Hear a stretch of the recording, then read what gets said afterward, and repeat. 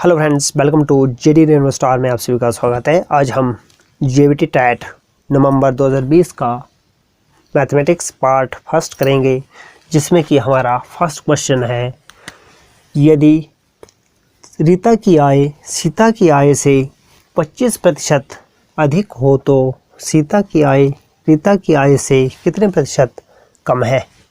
तो इसमें हम क्या दिया है हमें कि मतलब रीता की आय सीता की आय से कितने प्रतिशत 25% अधिक है। यहाँ पे रीता सीता मानते हैं, सीता और रीता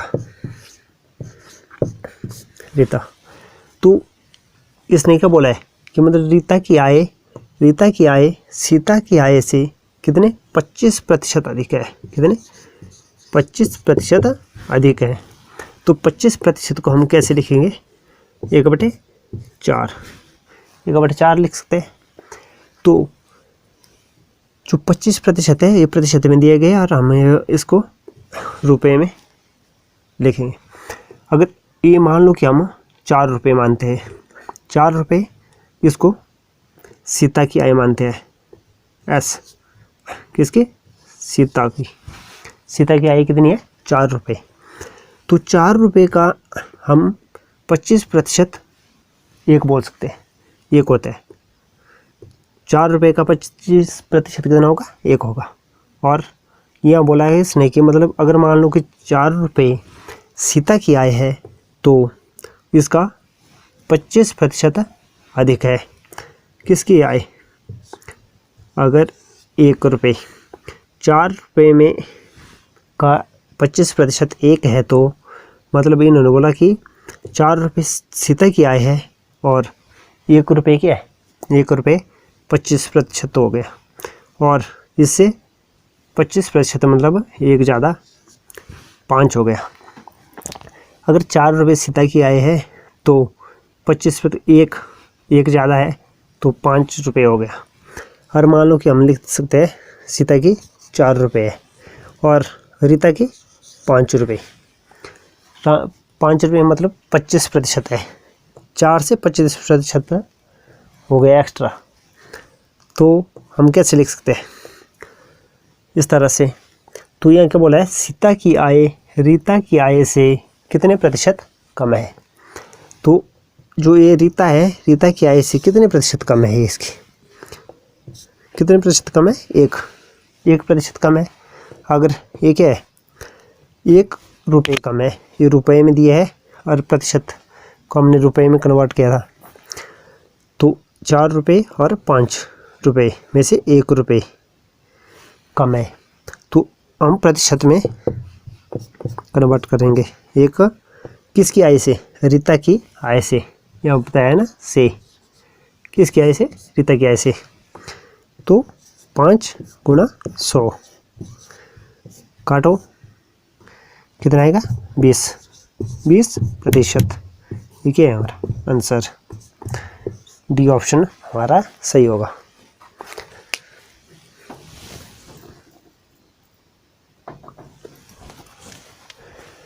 हमारा नेक्स्ट क्वेश्चन है, किसी संख्या का 1/8 बराबर है 2/5 भाग 1/20 वह संख्या है।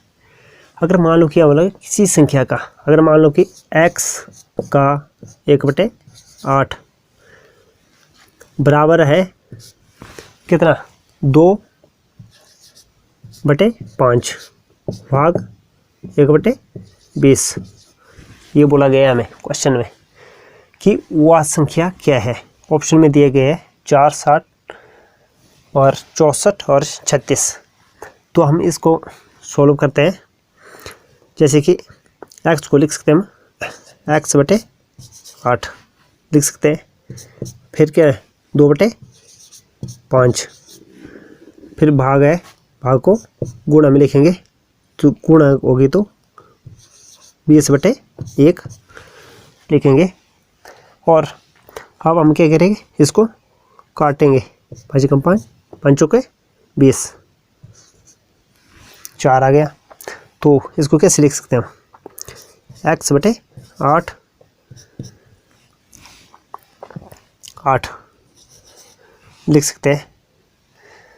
बटे में 1 है तो 1 नहीं लिख सकते, तो ये क्रॉस मल्टीप्लाई होगी तो x is equal to 8 64।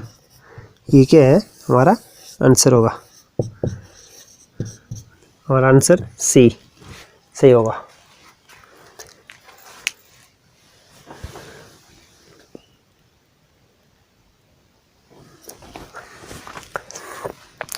Next question क्या है हमारा कि संख्या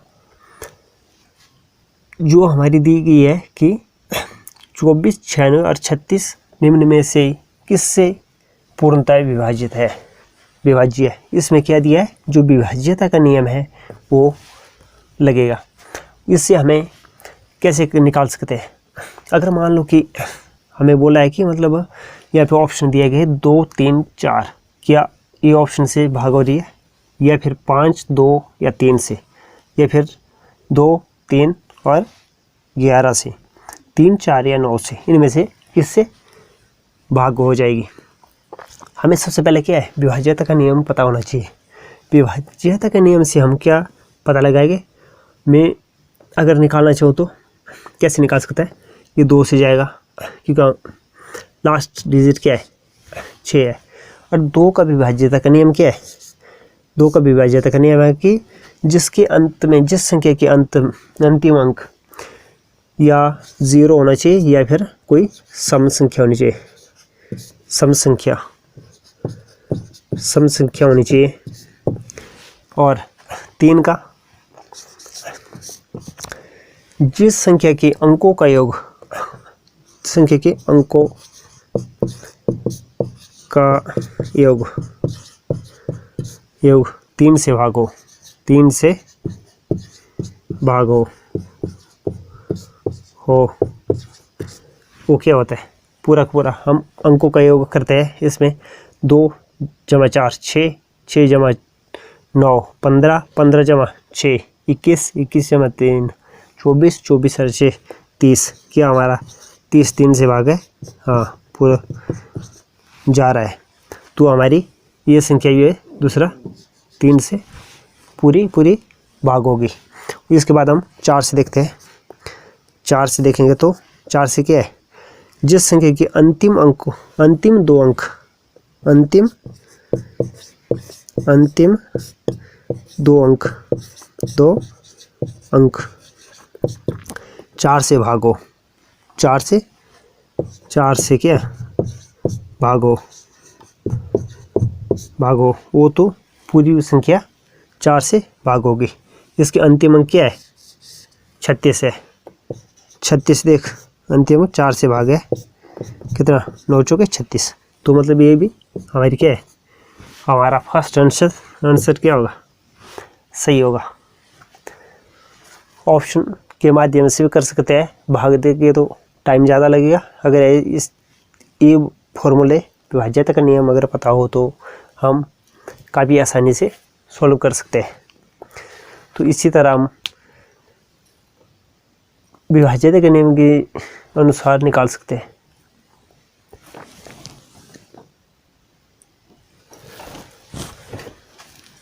हमारा नेक्स्ट क्वेश्चन, एक दुकानदार के पास 48 लीटर तेल है।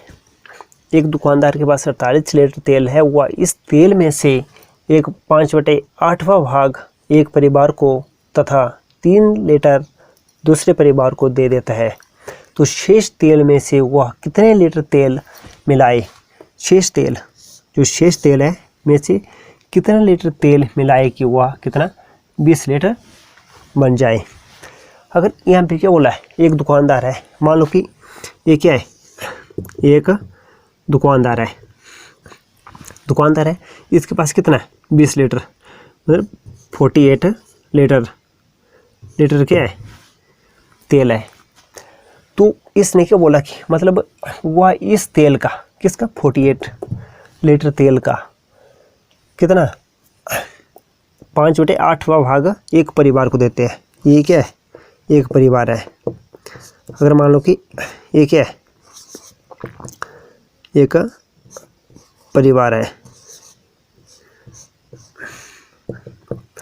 ये एक परिवार है, पहला परिवार, ठीक है।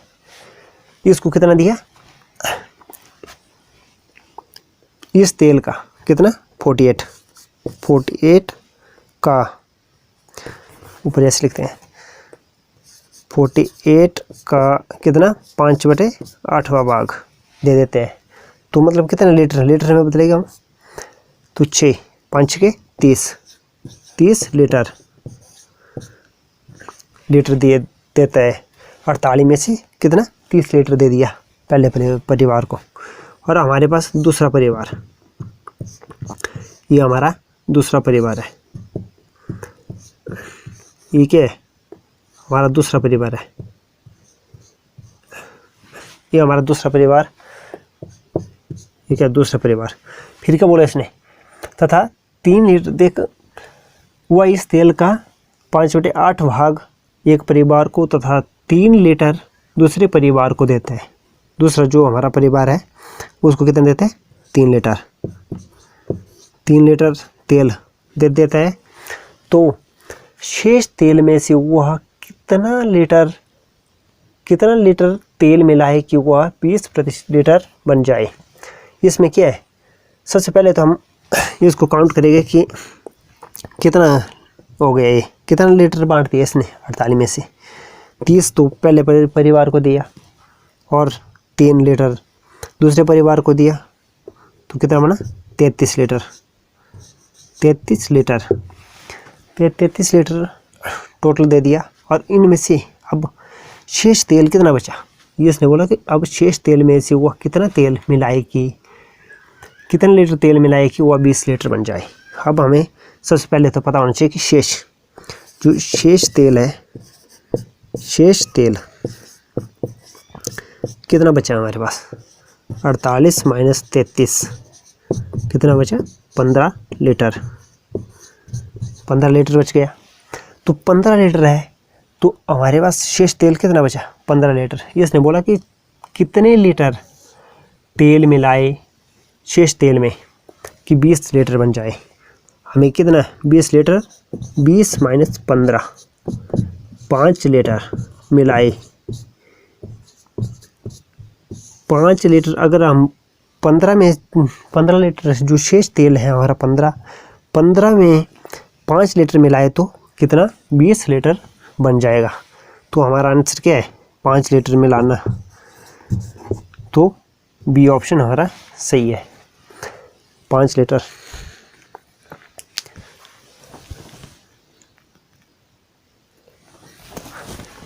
नेक्स्ट क्वेश्चन है, अर्धवृत्त का क्षेत्रफल क्या होगा यदि उसकी त्रिज्या 4r है।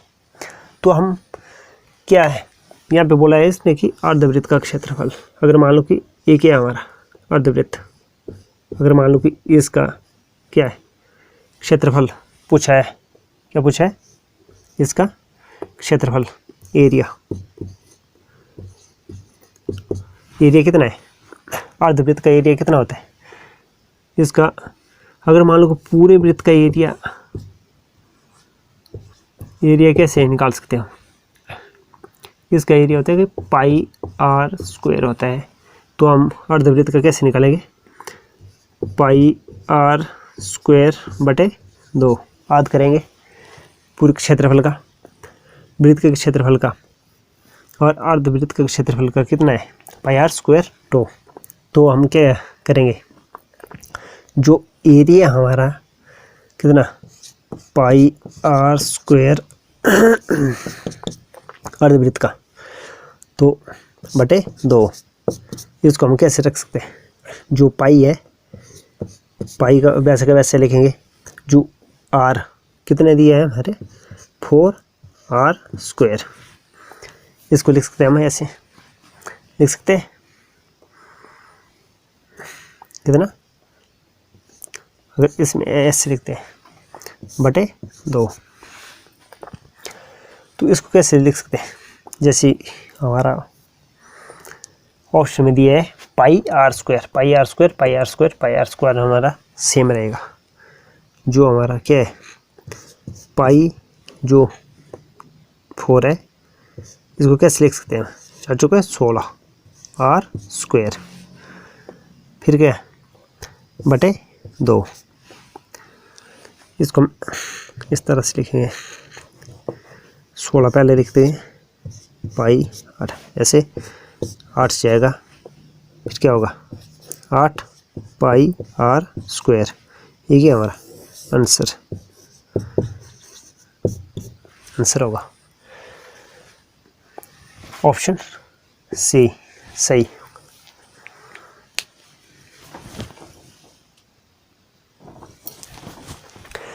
नेक्स्ट क्वेश्चन है, दो संपूर्ण कोणों का अनुपात 1:2 हो तो बड़े कोण का माप होगा। यहाँ पे क्या बोला है कि दो संपूर्ण कोण जिसका अनुपात कितना है 1:2 है, तो बड़े कोण का माप क्या होगा। बड़े कोण का माप निकालेंगे। अगर दो संपूर्ण कोण का योग कितना होता है, दो संपूर्ण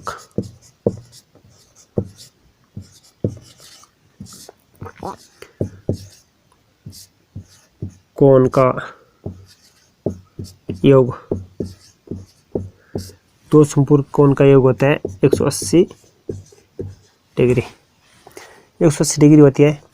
तो हम क्या करेंगे, अगर मान लो कि यहाँ पे हमें क्या दिया है, अनुपात में दिया है। अगर मान लो कि हम पहला कोण, ये पहला कोण, ये दूसरा कोण है, ठीक है, और ये क्या है योग,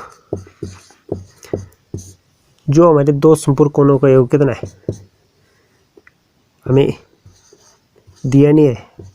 हमें पता है कि योग कितना होता है 180 होता है। तो हम क्या करेंगे, अनुपात दिया है, पहले कोण का अनुपात 1 और दूसरे कोण का अनुपात 2 दिया है।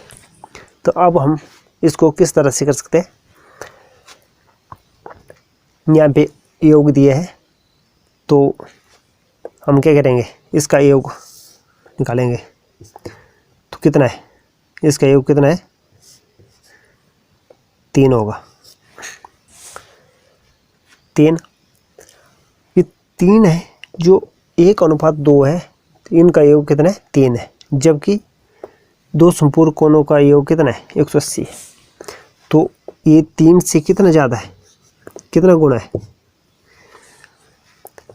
कितना गुना है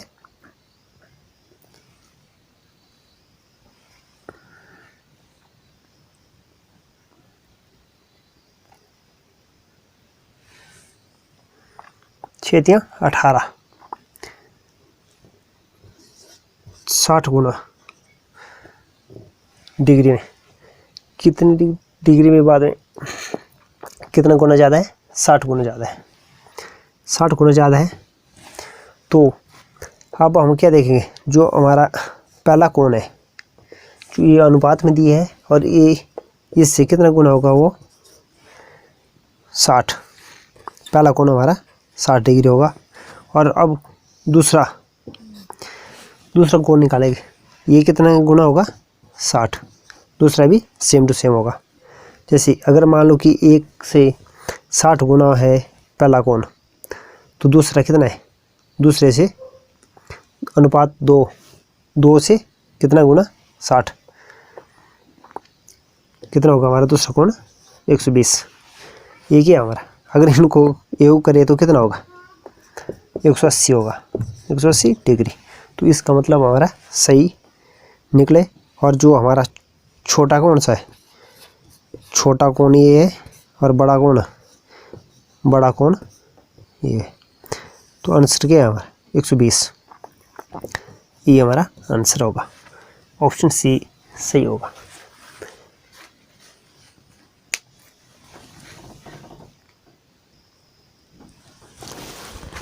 हमारा नेक्स्ट क्वेश्चन है, दो पूरक कोणों का अंतर 30 है तो कौन है।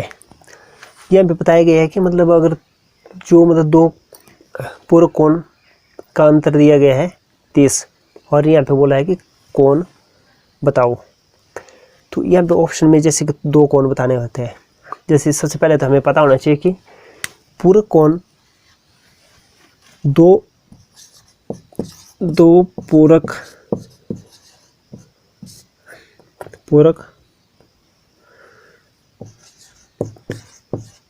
कोण का योग कितना है, योग कितना होता है, 90 डिग्री होता है, 90 डिग्री होता है। तो हम इसको एक तो ऑप्शन मेथड से निकाल सकते हैं, ऑप्शन से भी निकाल सकते हैं। ऑप्शन को देकर अगर मान लो कि हमें ऑप्शन से ना निकालना हो और सॉल्व करना हो तो कैसे कर सकते हैं। अगर इसको कैसे कर सकते हैं हम, यहाँ पे अंतर दिया गया है और योग हमें पता है 90 डिग्री होता है, तो हम कैसे कर सकते हैं। अगर मान लो कि हम बड़ी संख्या निकालेंगे, एक बड़ा कोण होगा एक छोटा कोण होगा, और बड़ा कोण निकालने के लिए बड़ा कोण निकालना हो तो कैसे निकाल सकते हैं। यह क्या होगा, योग जमा अंतर बटे 2। इसको कैसे लिख सकते हैं हम, योग कितना है हमारा 90 डिग्री जमा 30 अंतर है डिग्री बटे 2।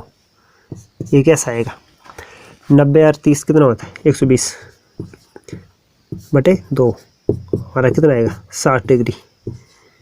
60 डिग्री हमारा पहला कोण कितना आया, जो हमारा बड़ा कोण है 60 डिग्री आ गया। और हमारा दूसरा कोण छोटा कोण योग माइनस अंतर बटे 2। इसको किस तरह कर सकते हैं, योग कितना है 90 डिग्री माइनस 30 डिग्री अंतर बटे 2। तो इसको इस तरह से लिख सकते हैं कि 60 बटे 2 कितना आएगा हमारा 30 डिग्री। ये कितना है हमारा बड़ा कोण और छोटा कोण, तो हमारा बी ऑप्शन सही होगा। और बी ऑप्शन से भी कर सकते हैं हम, अगर हमें मालूम हो कि दो पूर्ण कोण का योग अगर 90 है तो यहाँ पे तो बन रहा है 20 और 50 कितना है 70 और है, और इनका डिफरेंस भी अलग अलग होगा। और इस सी का ऑप्शन क्या है 60 जमा 30 कितना होता है 90 और 30 और माइनस 60 कितना होता है 30 ही अंतर भी हमारा 30 आ रहा है, और जो योग है 90 डिग्री वो भी आ रहा है। तो इस मेथड से भी कर सकते हैं आप, और ऑप्शन मेथड से भी कर सकते हैं।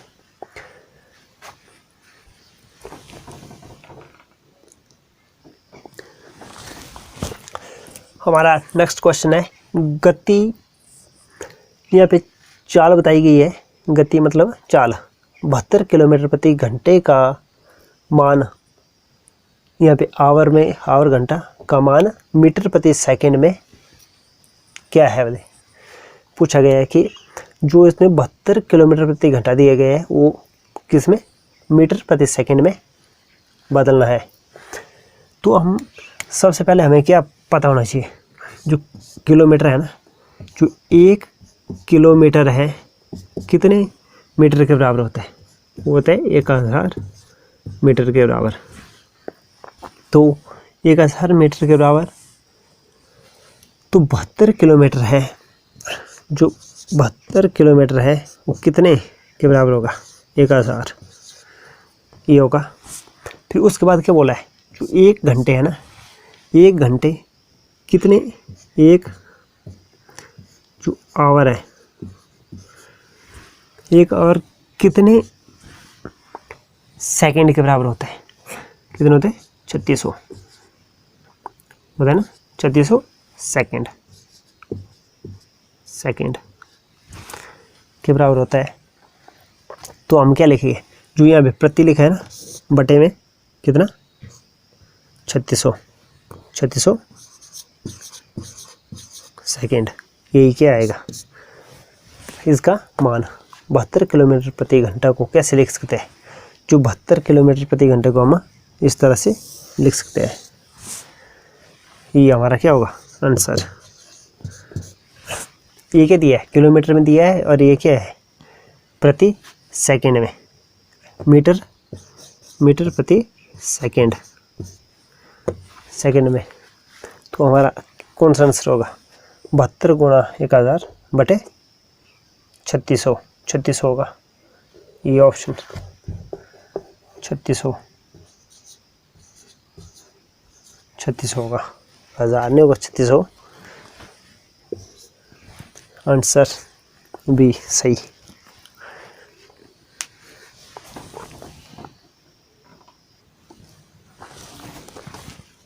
नेक्स्ट क्वेश्चन, वृत्त के संदर्भ में पाई का मान क्या होगा। यहाँ क्या है, जैसे कि यहाँ पर एक वृत्त है, ठीक है, एक वृत्त है और इसकी क्या है, ये क्या है, ये व्यास है, क्या है, व्यास। व्यास को किस तरह लिखते हैं हम, जो ये हमारा सेंटर पॉइंट है, सेंटर पॉइंट जैसे 2 गुणा आर, 2 गुणा त्रिज्या। व्यास, व्यास किसके बराबर होता है, 2 गुणा त्रिज्या के बराबर। और जो ए है आर है, और ये कितना होता है, एक आर और एक आर, 2 आर, 2 गुणा आर, 2 आर, 2 आर लिख सकते हैं हम। और जो त्रिज्या क्या है, त्रिज्या को हम आर लिखते हैं, आर कितना, आर होती है। इसको कैसे लिख सकते हैं हम, त्रिज्या कितनी होती है, या जैसे लिखता हूँ मैं, जो व्यास है, व्यास बटे 2, इसको इस तरह से लिखते हैं त्रिज्या को। तो हमें क्या बोला है कि वृत्त के संदर्भ में पाई का मान, पाई का मान, अगर मान लो वृत्त का क्षेत्रफल कितना होता है, वृत्त का क्षेत्रफल, अगर क्षेत्रफल ए है पाई आर स्क्वायर, और इसका परिमाप, परिधि, परिधि कितनी है, 2 pi r, 2 pi r, 2 pi r होता है। तो इसमें क्या है, अगर हम इसको यहाँ पे ऑप्शन क्या दिया, क्षेत्रफल बटे परिमाप, अगर क्षेत्रफल बटे परिमाप करेंगे तो क्या हमारा पाई का मान आएगा, जो पाई से पाई जाएगा 2 आर बटे 2 आर, ये हमारा पाई का मान नहीं आएगा। तो हम ऑप्शन 2 करेंगे। अगर हमारा व्यास कितना है, 2 आर, 2 आर, पाई आर बटे 2 आर, 2 आर क्या करेंगे, इसको तब भी नहीं आएगा, तो हम ऑप्शन सी लेंगे, जैसे कि परिमाप, परिमाप बटे व्यास। अगर परिमाप कितना है, 2 बटे, अगर हम परिमाप बटे व्यास लेते हैं तो जैसे कि 2 पाई आर बटे व्यास कितने, 2 आर, 2 आर लिख सकते हैं। इसमें क्या होगा, जो 2 से 2 कट हो जाएगा, आर से आर कट हो जाएगा, तो हमारी वैल्यू क्या आएगी, पार, पाई, पाई आ गई। तो क्या है, ये पाई का मान क्या है, इसका मान ये है ना, परिमाप बटे व्यास। तो हमारा आंसर सी सही होगा।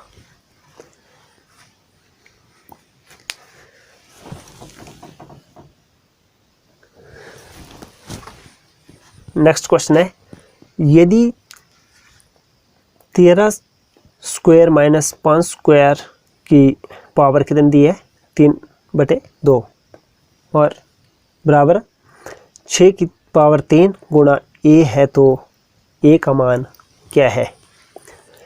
यहाँ पे दिया गया हमें जो 13 की पावर कितनी दी गई है, 2, और 5 की पावर माइनस 5 की पावर 2, और इनकी पावर भी दी गई है कि 3/2। इसको हम सोल्व करते हैं। सोल्व किस तरह से कर सकते हैं, यहाँ पर हमें कैसे दिए, 13 की पावर 2 माइनस 5 की पावर 2 की पावर 2/3/2, तो 6 की पावर 3 गुणा ए बोला है हमें कि ए का मान निकालना है। तो इसमें क्या है, 13 को कैसे लिख सकते हैं हम, 169 माइनस 25 की पावर कितनी है 3/2। 6 की पावर कितनी है 6 के 36, 36 के 216 ए ऐसे। और अब क्या करेंगे, जो 169 प्लस 169 माइनस 25 कितना होता है 144 की पावर 3/2, 216 गुणा ए ऐसे। अब क्या करेंगे इसका हम ऐसे फैक्टर करेंगे जो कि मतलब इसकी जैसे 12 की पावर 2 गुणा 3 गुणा 2, 2 से 2 कट हो गया और 216 गुणा ए। अब क्या बचा हमारे पास 12 की पावर 3 इज इक्वल टू 216 गुणा ए। अब कितना है 12 बारी है 144 बारी है 1728 इक्वल टू 216 गुणा ए। अब हम ए को निकालेंगे, जो 1720 है 28 है बटे 216 ए। अब हम काटेंगे ये कितने से, हम जो अंतिम डिजिट देखेंगे अंतिम, अगर एक तो 3 से जा रहे हैं, 3 6 3 18 होता है और एक 6 3 18 और ये देखेंगे 6 दूने, जो 3 लेंगे अगर 3 से गुणा करेंगे तो कितना होगा 3 दूने 6, तो ये नहीं जाएगा 3 से, तो 8 से करते हैं, 8 से की 48, 8 से का 48 तो कितना 8 4 हंसल 8 टिकम 8 8 4 12 एक हंसल और 8 3 16 16 जो में 1 17, तो 8 से जा रहा है, तो 16 कम 16 8, तो ए इज इक्वल टू 8 आंसर। हमारा आंसर बी आंसर है। अगर आपको ये वीडियो अच्छी लगी है तो आप इस चैनल को लाइक शेयर एंड सब्सक्राइब करें।